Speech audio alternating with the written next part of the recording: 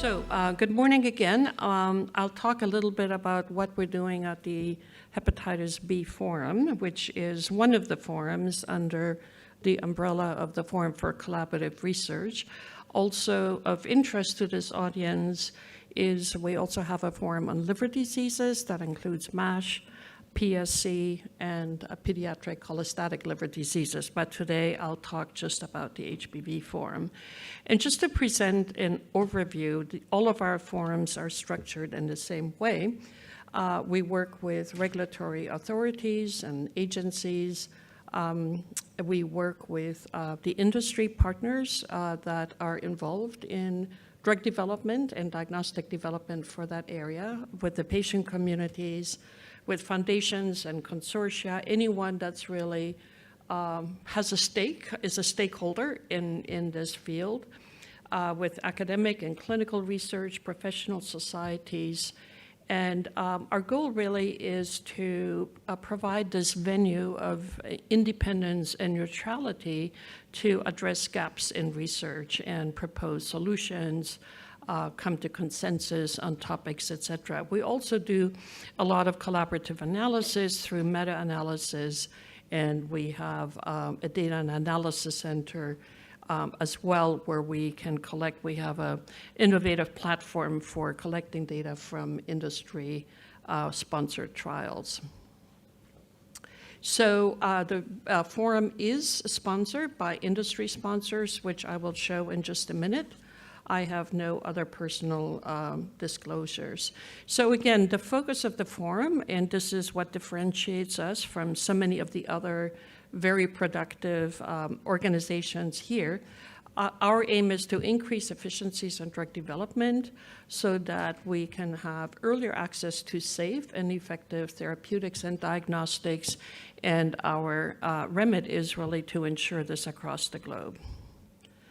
All of our forums are led by steering committees, and you can see here we have co-chairs. We usually have an academic and an industry co-chair.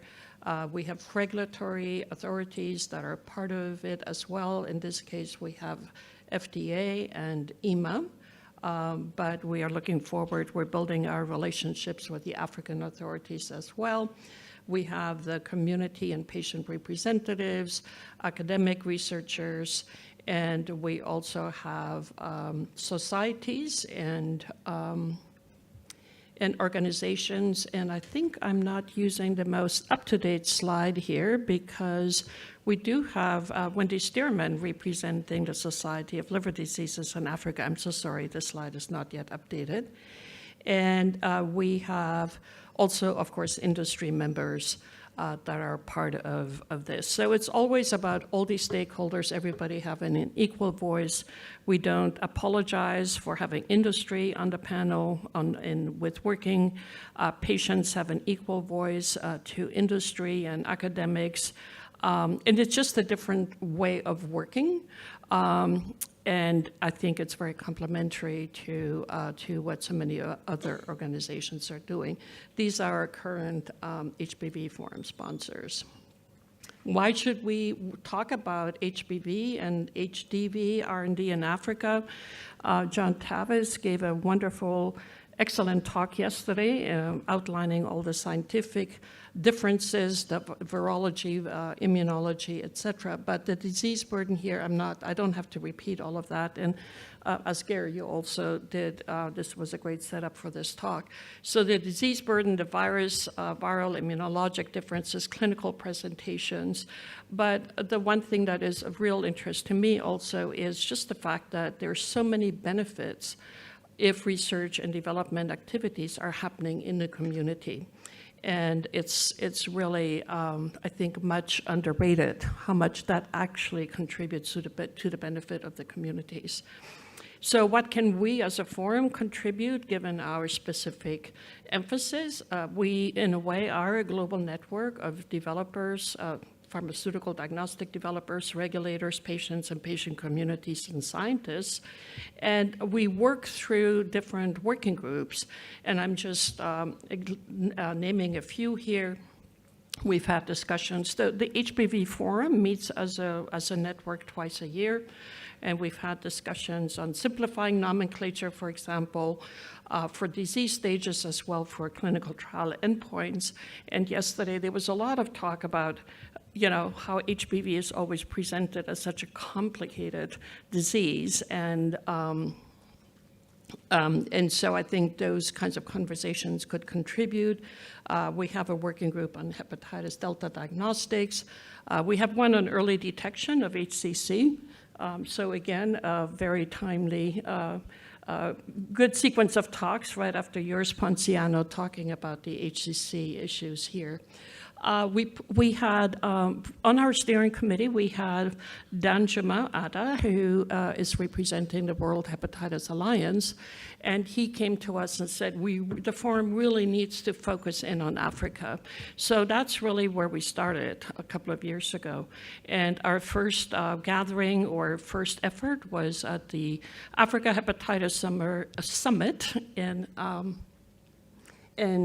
Nigeria 2 years ago, and we've had several meetings and working group discussions since then. We have this paper, and it's basically just the last sort of administrative review things, making sure all the spellings are correct, et cetera, and all the forms are signed. But it's basically been accepted by Lancet Microbe and will be published. I want to also outline here Mitchell Lewis was one of our team members. He's now off to medical school. And Ekene Osakwe, the second author, is the research associate. Danjuma, of course, is in there. And Theobald, you are here as well. So it was really, and Wendy, of course, and Mark.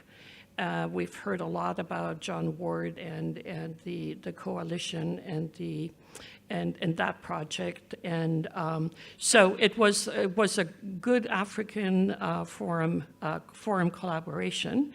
And in this paper, we talk again about the rationale for activities in Africa, and it's really critical for equitable access, because if the communities, the countries, participate in R&D research, the ministries of health, the regulatory authorities, everybody gets involved much earlier.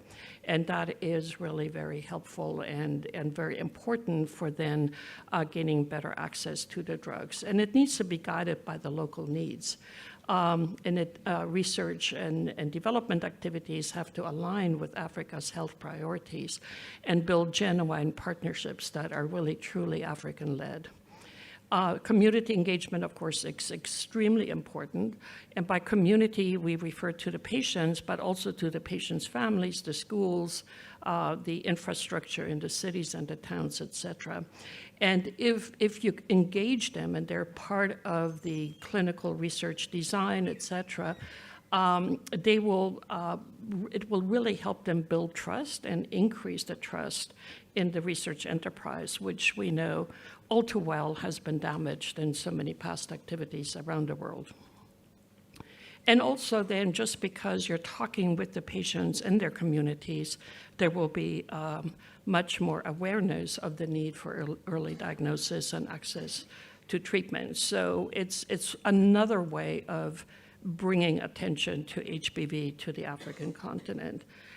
We need to move forward here. We need to really focus on African leadership. That includes the Africa CDC, the African Medicines Agency, as well as all the national regulatory authorities and networks like AVRF and others. There are many others, but these are some of the key ones. And then in terms of expanding research infrastructure, there are again opportunities here to work with the European development of clinical trial partnerships that really focus on building clinical trial infrastructure. Right now, they don't have a focus on HBV, but they have really encouraged the community here to engage through their HBV co-infection and advocate to bring HBV as one of their key diseases. I've already mentioned CT scan is another clinical trial community. from the EU to Africa. And of course, we have a lot of HIV, malaria, TB research infrastructure already in place that we can leverage, as Ponciana also illustrated. And we really need to work with and across systems. So research and development activities are different from what we all agree needs to happen in the primary healthcare setting in the communities. But if the R&D activities are aligned and working with things like the Consortium for Global Hepatitis Elimination and Core Hep B, and then of course all the local, regional, international, global advocacy groups like the World Hepatitis Alliance, Africa Hepatitis Summit, and of course Hep B Foundation. There's so many different players here, and we all if we all work towards the same goal, together keep each other apprised, and really focus on how we can advance it together. And of course, we need resources. There definitely needs to be more industry engagement. They have not really been part of some of these discussions where they really need to come in. And no single company will provide funding for a whole trial and a whole research infrastructure, but we can build on things like the HEPASNet and other research, HBV specific infrastructures that exist. And maybe there could be something like an industry funding consortium where all companies together help support clinical research for HBV. Of course, regional will have to get, standard of care drugs, et cetera. Regional procurement should help with that. And then also, I think, really need to have support and advocate for and push for local manufacturing of both generic and diagnostics.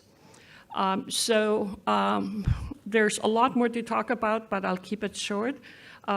Suffice it to say that community engagement is key, and that's at the local, regional, and global level. So thank you very much.